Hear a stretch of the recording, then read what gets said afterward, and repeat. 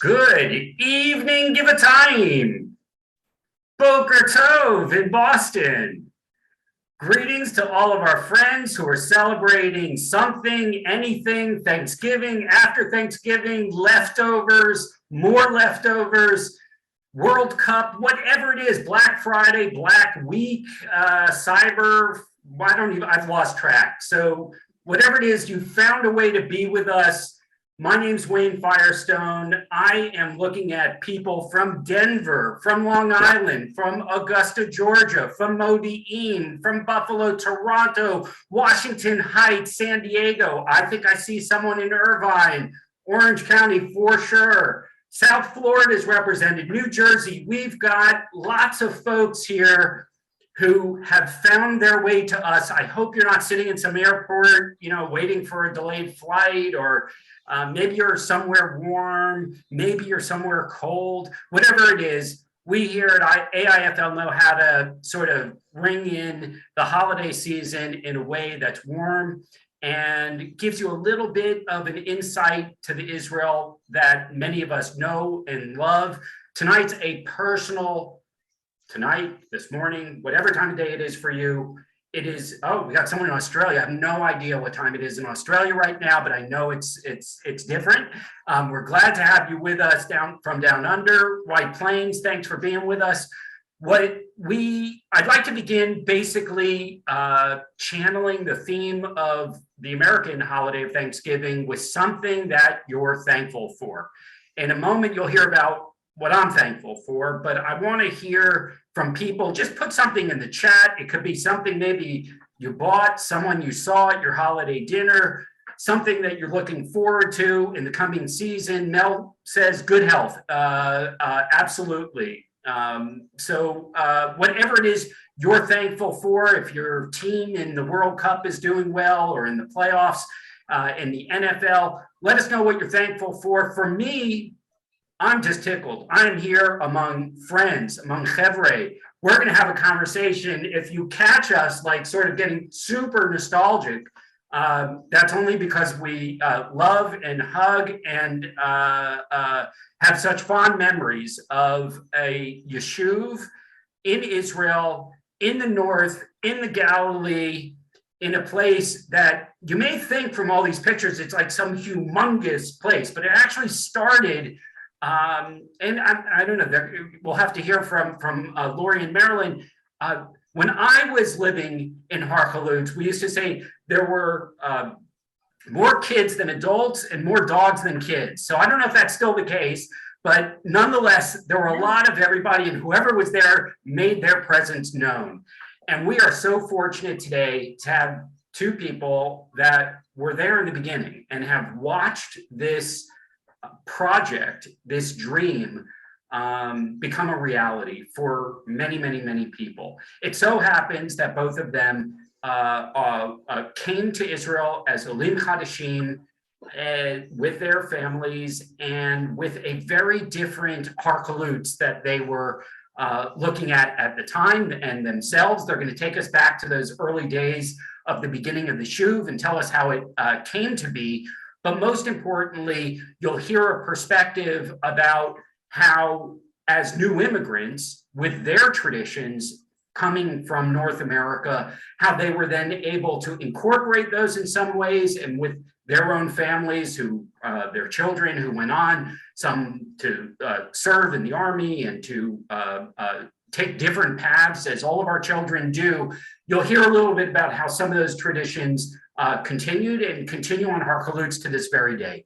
So let me start with smiling Marilyn, who was the hostess of a Thanksgiving dinner, which we'll hear about in the end. I promise everyone we're going to show pictures from the latest Thanksgiving dinner. We'll show some pictures from early Thanksgiving dinners and hear from Lori about how that tradition even began. But Marilyn, just before we sort of get into the history of Har Halutz, tell us a little about who were you at the time? What were you thinking? How did you end up in this place called Har Halutz? Good question, Wayne. Nice to see you. Okay, so, well, my fiance at the time, it was now my ex-husband, by the way, and I were living in St. Louis, Missouri. He was an accountant, and I was finishing a master's degree in social work. And we decided we definitely wanted to make Aliyah. And we were looking for different possibilities. And we were thinking Ra'anana because there were a lot of English speakers. And then we got a call from Chaim Sharet, who is the father of Har Halutz and the son of Moshe Sharet, who was prime minister. And he talked to us about the possibility of joining a Garin to form a new community, a reformed community in the middle of nowhere in the Galilee. And we thought, wow, what a great idea to start something completely and totally new that doesn't exist yet. And we could even influence the personality of this place and have something to do with what a great place to raise our children. So we decided to come here, and I'm still here. Well, Marilyn, I'm so tickled, and I'm not going to be, no spoiler alert here, just because I've seen the slide, so I know what's coming. I'm going to let you all share that. So Lori, you are the unofficial, I guess, archivist and historian, I think, of Har Halutz. You've played many different roles in your time from the beginning. And I know that you have really a connection to Har Halutz that really spans the entire history. So tell us a little bit about the early days. Where were you? How did Chaim Sharet enter into your life? Was he selling you a bill of goods that turned out to be accurate, or did you have new discoveries when you first arrived? Well, hello, Wayne. First of all, very, very happy to be here, and happy to share a little bit about my story and the Har Halutz story, which is really something very special. And actually, my story and Marilyn's are fairly similar. I just want to say specifically Chaim Sharet. There's nobody like Chaim Sharet. Marilyn called him the father of Har Halutz. When we met him in 1983, he was 50 years old. He was acting as a shaliach, an emissary who had come over from Israel for 3 years, and his job was to recruit families. And he went crisscrossing across America, looking for families to join Har Halutz.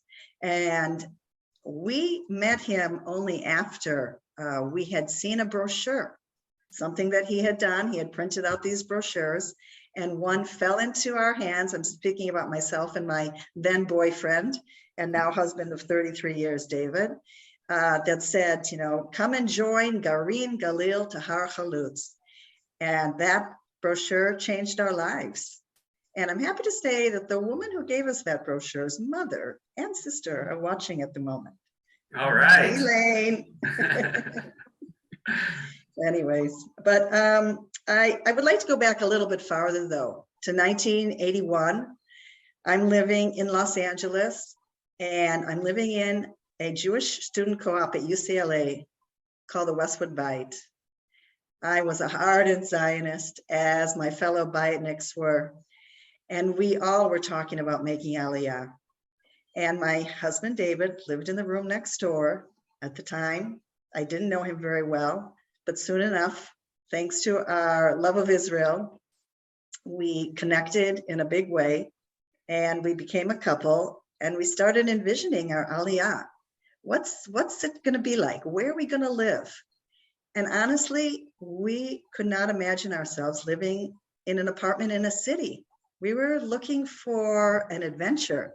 We knew we couldn't be the pioneers of the early days of Aliyah, but we were looking for something different. And when that brochure fell into our hands and we saw this idea, living in the Galilee, where it's green and rural, on a mountaintop, we could build our own home, which was something unheard of. We didn't even know that existed. And for us, the most important piece of the puzzle was that it was under the auspices of the Reform movement in Israel. And my husband and I wanted to raise our children in a synagogue where we could all sit together as a family. So for us, that was really an important part of the puzzle. And when we inquired, Chaim Sharet said, come to New York. We're having a conference. You can meet the other families. And who did I meet when we got to the conference but Marilyn and her then husband, Steve, and many other families and young couples. We were all looking for the same adventure. We connected with everybody. And we basically went back to California and said, yeah, we could see those people being our neighbors. And that with that, we had a direction. And the only problem was we had never been there. We had never seen this place. And we joined the Garin in 1983, and David graduated UCLA in 1984, and we said, we got to go to Israel.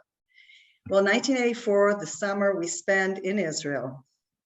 At that point, some of the first families that were going to be going up on the mountain were already living in the absorption center in Carmiel. And they told us all about their adventures of making Aliyah, got us all excited. And the day came where we went up to the mountain. Well, today, it's a really quick road. It's a beautiful road built in 1992. It takes you right up the mountain, and in less than 15 minutes, you're on the Har. But From then, Carmiel, it's a super highway 1984, compared. But not on a bike. Not on a bike, you can't do it in 15 minutes. okay, who has a bike?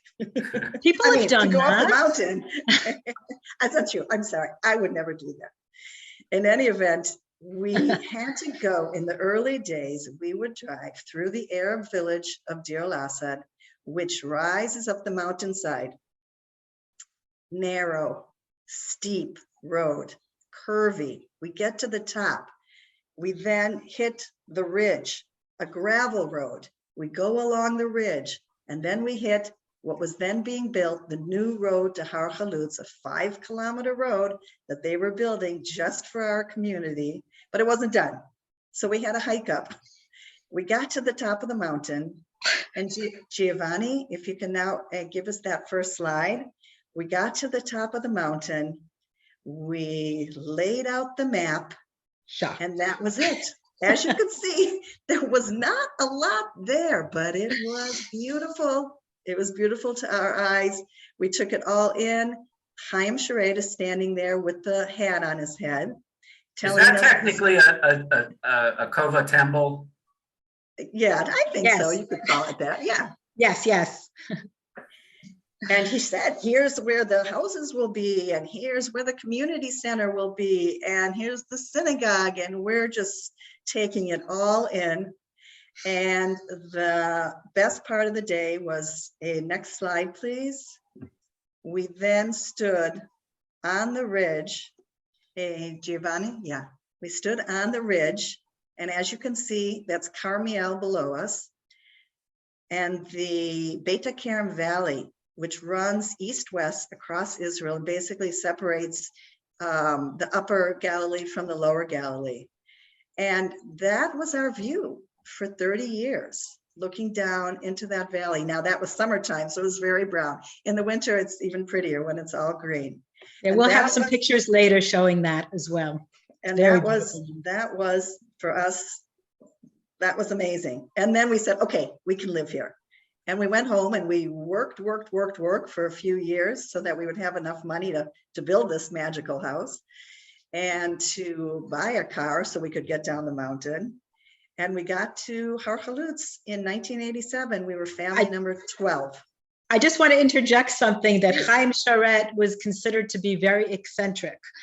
And when he took this this crazy idea to the Jewish agency, he was going to bring a bunch of spoiled Americans to live in the middle of nowhere, as someone just commented on, it's like the Wild Wild West, which it was.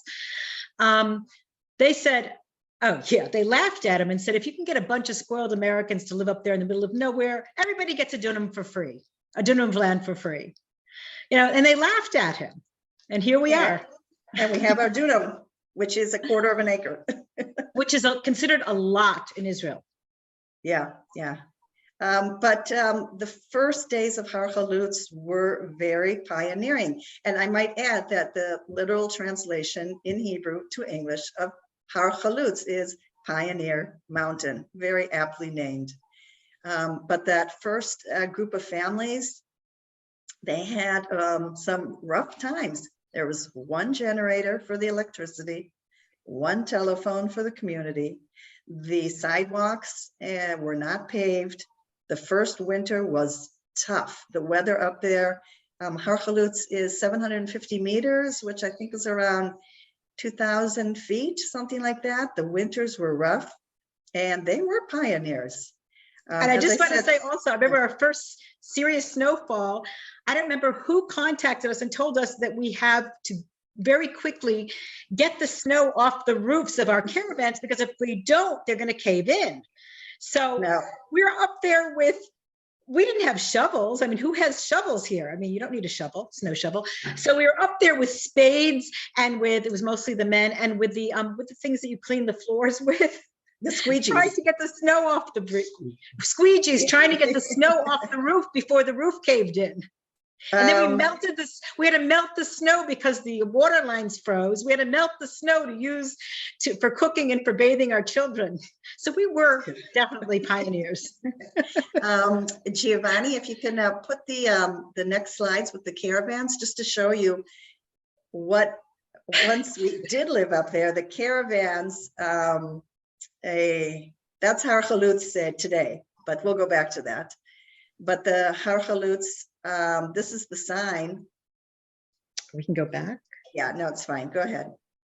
Yeah, this is the sign. I think it's important. I'd like to read this to you because we worked hard on this sign and getting it just right. And I'm happy to say that I feel that it holds true today. Har Halutz, a community village of the movement for progressive Judaism, was established on September 17, 1985. Planned for 180 families, the settlement is comprised of immigrants and Israelis who share the ideals of religious pluralism, friendly interaction with all neighboring communities, and strengthening the links between the diaspora and the state of Israel. So I'm happy to say that I think we fulfilled that, and we continue to. The community, I might add, is now planned. The master plan has been updated to 360 families. Today, Har Halutz has 180 families. So it's already reached its intended vision, and now it's essentially doubling in size. Correct. Lori, could you just make a reference to the line? Obviously, this is inside Israel proper, the area of the region of Misgav. But if you walked around the community, could you just share, when you say friendly interaction with all of the neighboring communities, can you describe who some of the, what some of those different communities are just in your immediate perimeter? Well, just in line of sight, we see a Druze village, and we see a Muslim village, and then we have another village, the village of Deir al-Assad, that we go up through, that has also Christian Arabs, and there's also Bedouins villages near Har Halutz. So it's yeah, right there in the middle of it all. Very much the Galilee experience. This was a Chaim Sharet, was a very, I just have to add, Chaim Sharet still lives on Har Halutz. He just moved into his house. Seriously. He put out a newsletter for us. So that, to keep us all in touch. And here we can go to the next slide.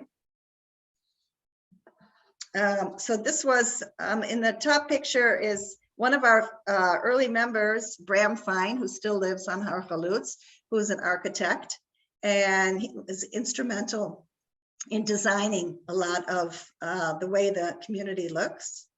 And as you can see, there are a lot of rocks on Har Halutz.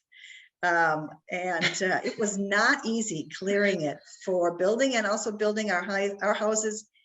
An earthquake will never move my house. It is embedded in bedrock. So I guess that's a good thing. But in the lower picture, you can see there's a blue van, and that was our communal van that would take people up and down the mountain. There was no bus transportation. Everybody had to have at least one car, but sometimes, you know, people needed to go two directions at once. And so we did have a bit of a commuter service going on with that van. In the next slide, you'll see those are our caravans, which are basically, you know, trailer homes without wheels. We had small ones, which were 450 square feet for couples, and then families were entitled to a 600 square foot, which had 3 bedrooms. And honestly, they were quite comfortable. And here we are 37 years later, these temporary structures are still serving families. Most Their people, families who are building their homes, and these were actually meant to last for 3 years, and they have renovated them several times, but they're still the same, although they have really nice gardens around the outside, if you can imagine. Yeah, And it was very stark.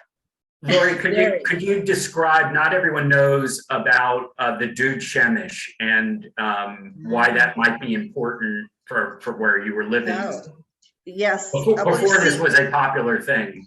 So on the top of the roof, you see solar panels and a water tank. And although at Har Halutz, besides using the sun in order to boil give us hot water, we also did need electric heat boilers because in the winter we did not see a lot of sun. But yeah, every home in Israel has solar panels and water tank. So it's a very, you know, alternative energy heaven when it comes to the sun in Israel. But we can go to yes. So this is Chaim Sharet once again in the hat. He was pounding that sign into the rocks that announced the arrival of the Garin. This was in 1984. Everything was a reason to celebrate. Everything, just any little thing that we accomplished in the community in terms of the infrastructure was a reason to celebrate. Anything that would push us more towards becoming a community that would, you know, could celebrate together in a synagogue. Having a synagogue was fantastic. We basically were given a caravan for a synagogue. And a caravan for an office and a caravan for a library. And I'm happy to say that now, all these years later, we have permanent buildings and the community, and we'll show you some pictures in a bit that show you what we look like these days. We can go to the next slide. Marilyn, do you want to add something about the holidays now, about Thanksgiving? And start with that? I thought we were going to wait on that, but are we ready to move on to Thanksgiving?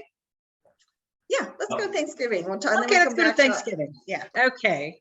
Giovanni, you can skip to the Thanksgiving slides because that's fun. Lots of holiday celebrations in the community. We can see, look at these first. Oh yeah, that's holidays. Well, part of what's interesting in this, you know, passing through this now is it's obvious, I think, to most people that as new immigrants in a new country, you're celebrating holidays that are national holidays, Jewish religious holidays, etc. You have a synagogue, you have this community center. As the yeshuv continues to grow and children are raised there and are essentially Sabra Israelis. So the question is, why Thanksgiving? Like, at what point did you even think that Thanksgiving was necessary, or was it a given? Okay, I'm glad you asked that question. But did you want to go back, Lori, and talk about No. Okay. All right. So this is a picture of Lori and I celebrating in my home a few years ago. And from the beginning, we held on to Thanksgiving as in the States, it was an all-inclusive holiday that everyone could take part in, unlike many other holidays in the United States. At least that's the way I felt. The Thanksgiving was ours too. And unlike many, and we could celebrate it like everyone else could. Okay, next slide, please. And we're also starting a brand new community in the middle of nowhere. And this bunch of idealistic Americans, next slide, please. We felt we were pilgrims of sorts as well. We're bringing our traditions from the old country to our ancient homeland. Here I'm we sorry, are. that's just kind of funny, but okay. Yeah, why are you so blurry, Lori? You're moving. Oh, Lori's holding the turkey, I think. Yeah. This is my kitchen. And the food is wonderful. And so, it was worth it for us to bring these traditions over here and sort of adapt it to our new homeland. I'd like to add that when my husband and I made Aliyah, we had no family in Israel. And very quickly, we were looking for a community. And that's another one of the main reasons that the description of Har Halutz really spoke to us. We knew that in order to have a successful Aliyah, we needed to have support. And we did not have family to turn to. And Har Halutz and the people at Har Halutz really became our family. And Har Halutz was made up of families like Marilyn and I, where both spouses were English speakers. And then there were also Israeli couples where both spouses spoke Hebrew. And then there were mixed couples with an English speaker and a Hebrew speaker. And lots of different backgrounds mixing together. And for us, the Har Halutz and the community, and especially for us, obviously, the Anglos within the community added that extra piece of comfort zone for us. My Hebrew when I made Aliyah was not that great. I'm happy to say now it's, after all these years, it's excellent, but in those early years, it was not that great. And again, I think that the comfort that I felt amongst the members of Har Halutz really helped me to settle in. And I always knew that if there was something I didn't understand, with Israelis, I mean, I didn't go to the army. I didn't go to school in Israel. I didn't have a lot of the memories that so many Israelis had. And so by being surrounded by people who were like me, on the one hand, ardent Zionists, but on the other hand, grew up in America, that just helped me and my husband. And I think that we are perfect examples of a really successful Aliyah story, but a lot of it is because we had such a soft landing at Har Halutz. Exactly. Yeah, we became each other's family. We sort of adopted each other, and we And so- celebrated the holidays together. Right. Also Passover. I didn't have family. We didn't have family to do Seder with. We would just, in fact, we did it as a community in the early years when we were a small group. Right. But the holiday celebration, Har Halutz, to this day, I think the fact that it was founded under the auspices of the Reform movement and together with the Anglo tilt, gave us a very unique personality. There are many communities like ours in the Galilee, sitting on tops of mountains. Just in our region, there's 30 different communities, but Har Halutz is unique because of its affiliation with the Reform movement and because of its beginnings. And I think that, I think it's the best one, but I'm a little biased. Definitely. I just want to add, getting back to Thanksgiving for a minute. Can we see the next slide? Thanksgiving here is, it falls on a Thursday every year in America, and here it's a regular work day. So we always combined it with Shabbat dinner on Friday night because there was no sense in having two big meals, and we're at work on Thursday anyway. So we had all the traditional Thanksgiving food for Shabbat dinner, and and we always talk about every year about what we're grateful for. And there's a lot to be, as we get older, I think we find more and more things that we have so much to be grateful for and less to take for granted. And as time went on, our children grew up and left home, and many of them just weren't so into it anymore. This was about 3 or 4 years ago, where there were several of our children here. It sort of morphed into mostly our generation. And I've heard people call it a Friendsgiving instead of Thanksgiving. And I was really surprised when I was going around taking pictures for this to find that there are quite a few new families where at least one member is American that were also celebrating Thanksgiving, and I had no idea. So this is an opportunity for me to realize that. I was very curious if it was only our social group that was celebrating on Friday night, or if this was, you know, something that many Americans were doing in Israel. So I sort of did an informal survey on Facebook in a few groups, a few American Israeli groups, including a foodie group that I'm guilty of being very active in. And I was surprised that most respondents said, yeah, we celebrate Thanksgiving on Friday night. The Friday night. And one person said, no, we celebrate it on Sukkot because it's also a harvest holiday. And someone else said, no, we celebrate it on Hanukkah, but we have Thanksgiving food with our latkes. So there's a lot of variation. Okay, can we see the next slide, please? And interestingly enough, Israel has the highest per capita turkey consumption in the world. Although we don't have whole turkeys here, we have turkey, you know, turkey breast, pardon me, shawarma. Most of it goes to shawarma. And so when all these crazy Americans started, you know, making aliyah and going to the butchers and asking for whole turkeys, they were like, what are you, crazy? Why would you want a whole turkey? First of all, they don't fit into the little ovens here. The ovens here are European sized and they're much smaller. So I personally have been making turkey parts, which I think are easier to cook and taste better. But every year, you know, we sort of, everybody brings something. We have all the traditional side dishes and we have all the pies and everything else. And well, I have to say though, it's not easy. It's not easy to get canned pumpkin in Israel.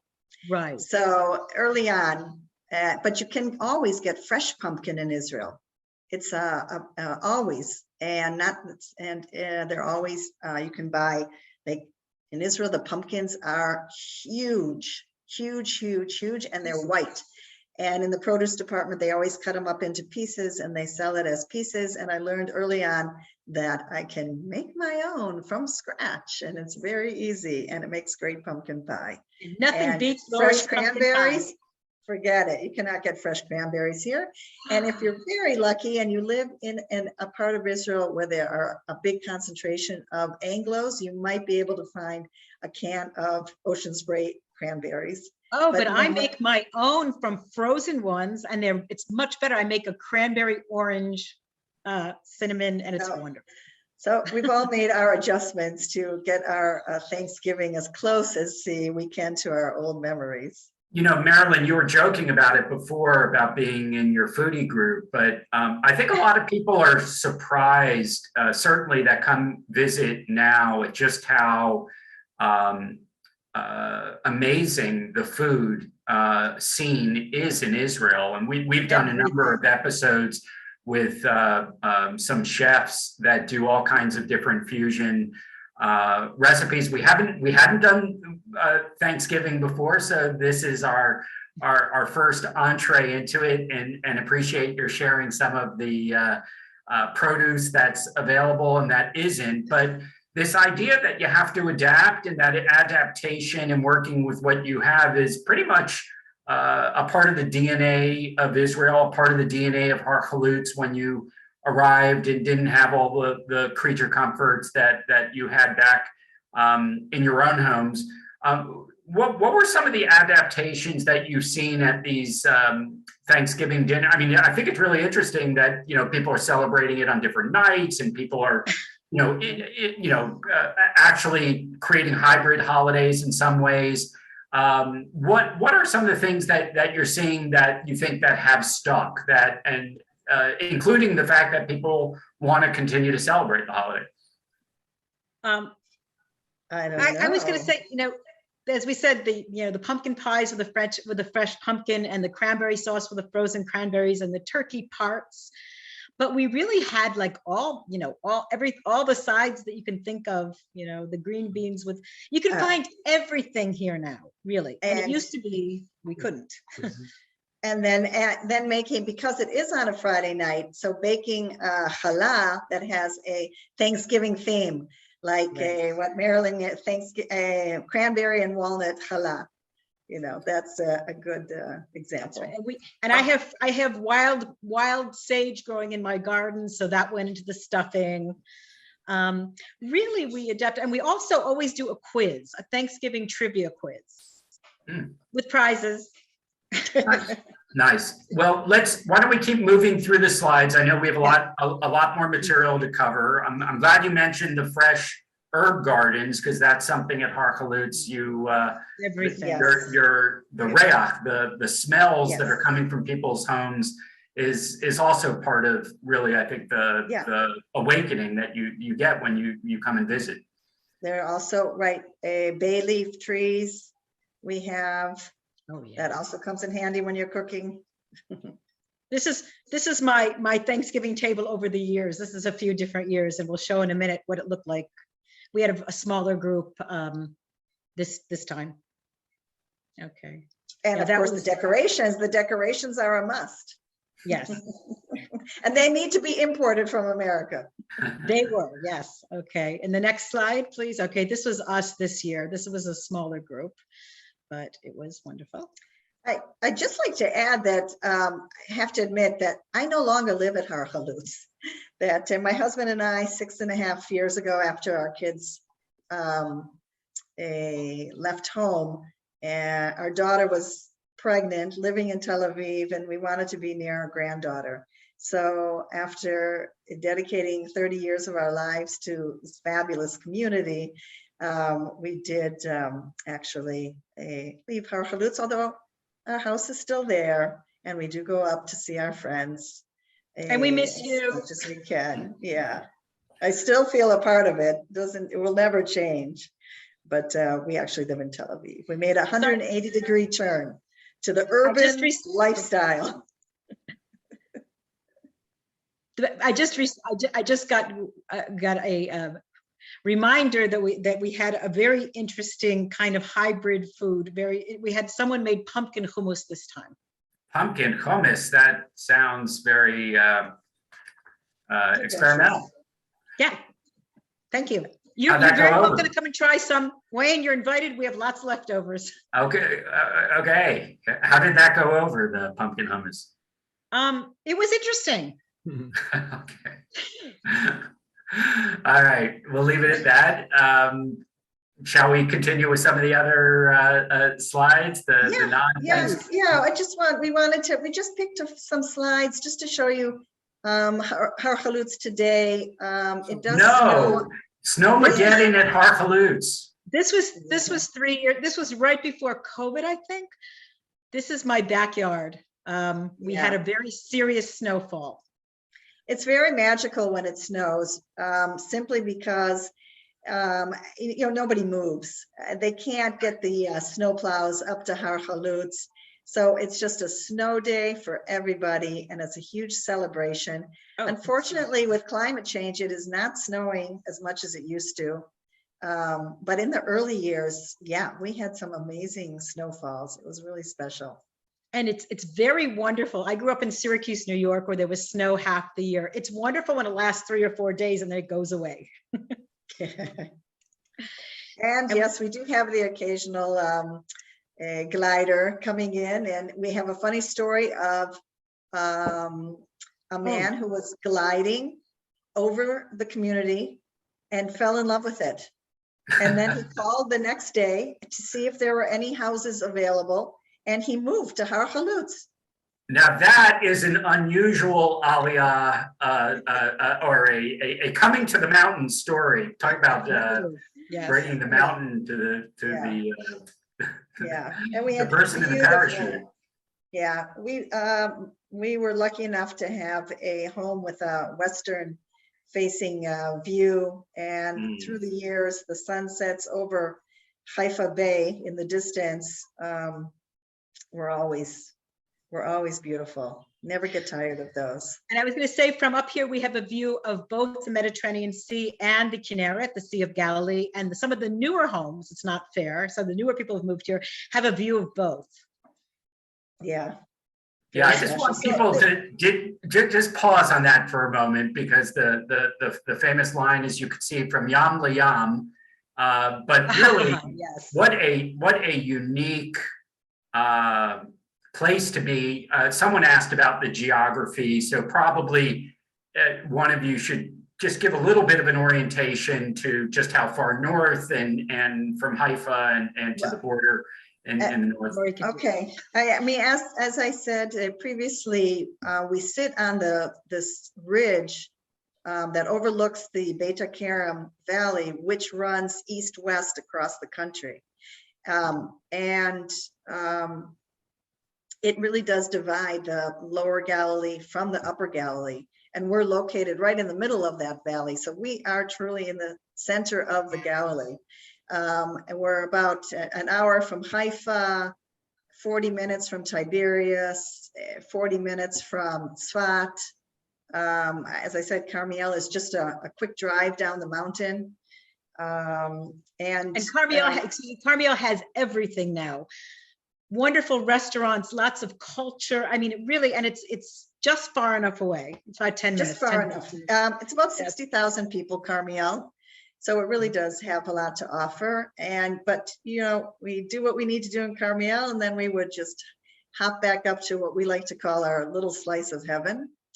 And from the picture, the previous picture, you could see the homes. It looks like the scrub oak, all the natural terrain is slowly growing over. It's just wild and massive and thick. And, you know, we tamed it when we built our homes, but as the years have gone by, it's phenomenal how it just keeps growing. And the houses are, as you can see, a little bit bigger than those original caravans. And yeah, everything is, we run, the community is run basically like a homeowners association, in the sense that we're a bedroom community on a hilltop, and we economically, everybody is independent, everybody makes their own living, builds their own home. But we do pay a monthly fee to the community to cover different costs of keeping up the gardening. We do have a general secretary who deals with all the bureaucratic matters, that gets a salary. And then everything else that happens on Har Halutz is done through volunteer committees. The culture committee, the education committee, the new family committee, you name it, there's a committee. And it's all volunteer. And it's just been going on, like I said, 37 years of people continuing to volunteer. And that's one of the reasons it's all so important that we continue to get new families. We want young children, so that we have a daycare and we have a kindergarten, and we always, you know, want to have enough kids to keep those running. And we need that new blood. We need new families to bring their new energy. Giovanni, just stick on that slide for 1 second. You can see in the corner, there's the street sign. It's Sayayar, which is taken from, as all of our street signs are, from the Psalm of Psalms, Shir Shirim, the biblical book, the Song of Songs. Song of Songs. And one of our members, when we first, we had a very sad story of one of our members having a heart attack, and the ambulance, when it finally came up from Carmiel, had a hard time finding where the house was, because at that point it was a new community and we didn't have any street names.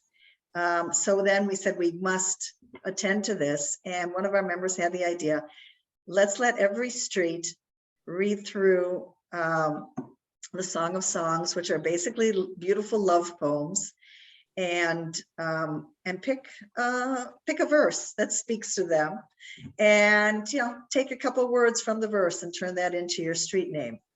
And so that's really something really lovely and very unique.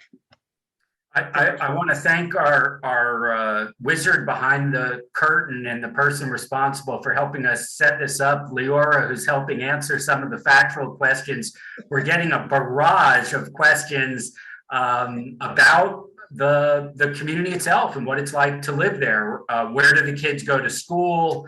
What kind of jobs are available in the community? Where do people work? So maybe we could jump a little into that. I know we have a few more of the slides we'll look at as well, but maybe Marilyn, Lori, you want to talk a little bit about? Yeah, well, Marilyn, talk about the job scene.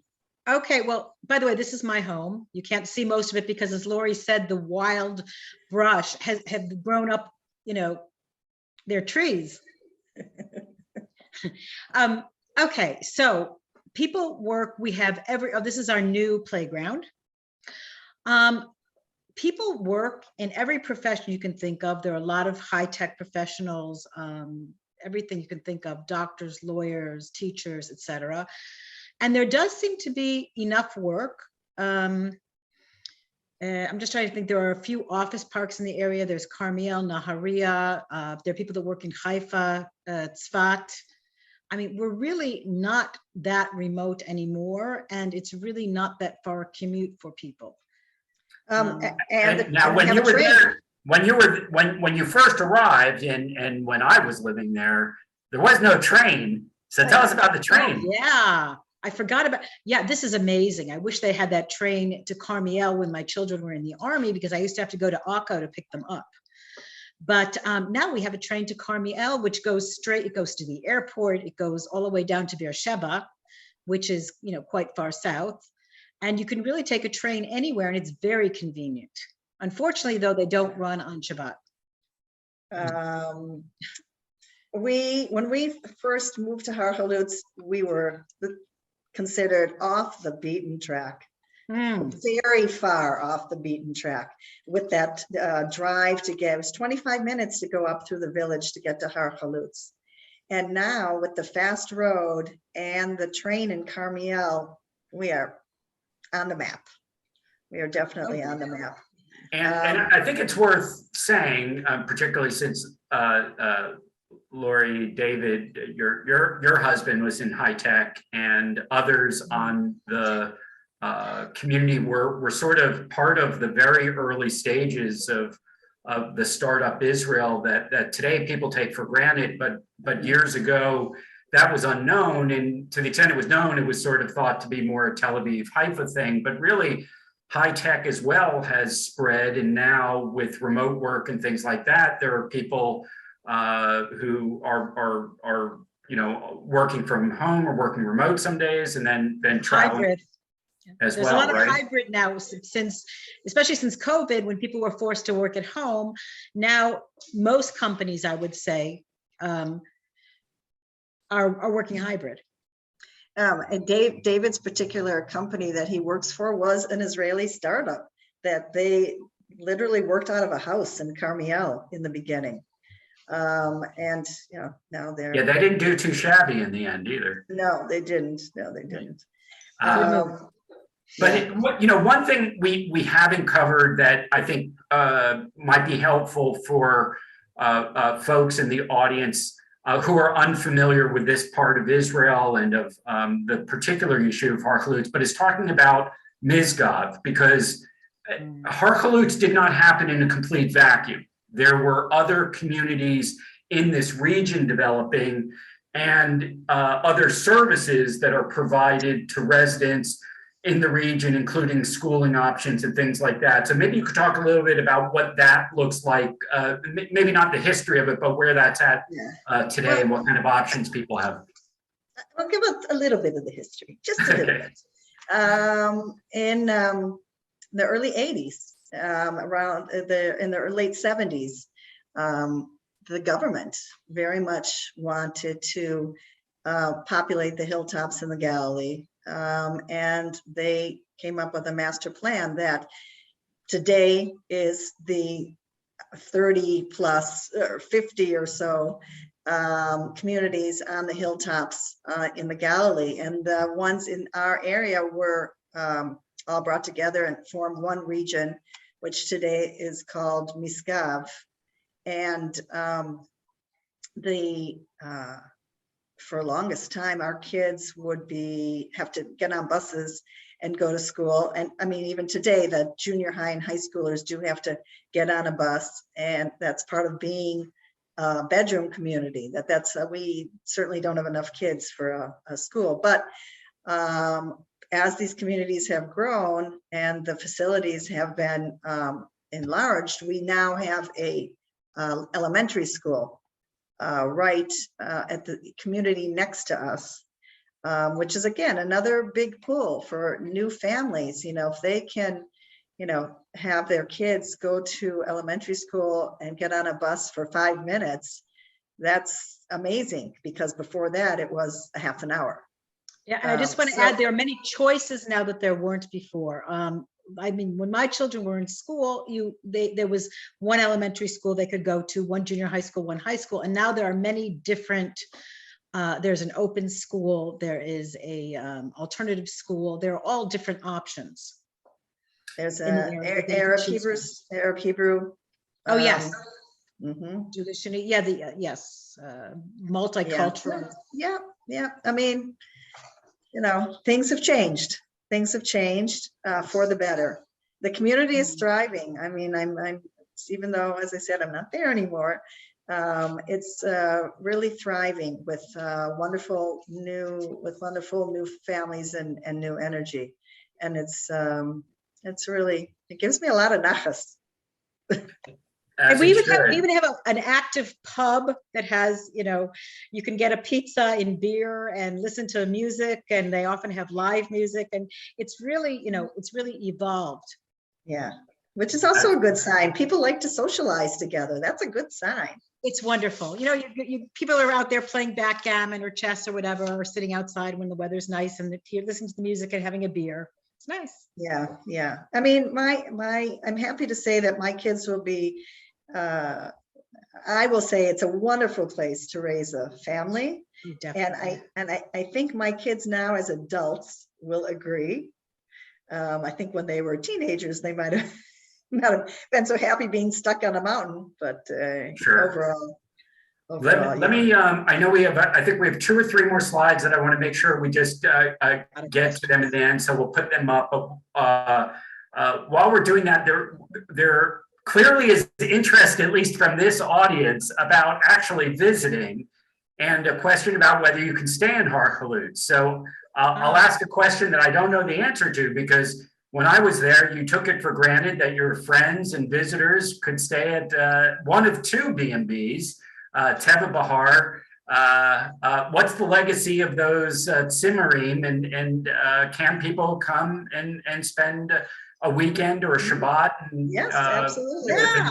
Yeah, although they just have to Google Scandinavian Village, because that is what it's called now.